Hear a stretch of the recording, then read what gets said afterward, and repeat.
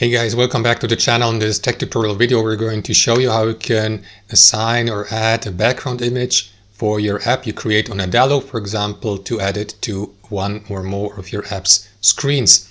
So let us dive into this. So guys, navigate to the app builder on Adalo, select the app you're working on here on the top or at the top from the drop-down menu.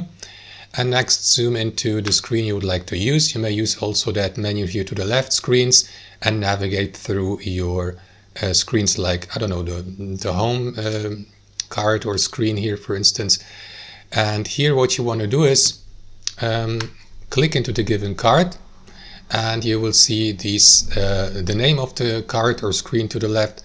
And here you may, for example, customize. And now what you want to do, guys, is click into that pencil button next to Edit Styles. Scroll down and you will see the background color, the background like solid, or the option to upload a background image, which is about exactly what we're about to do. So click into Choose Image, navigate to the file on your device in JPEG or PNG file format, wait for the upload to be finished, and after that the image will be added.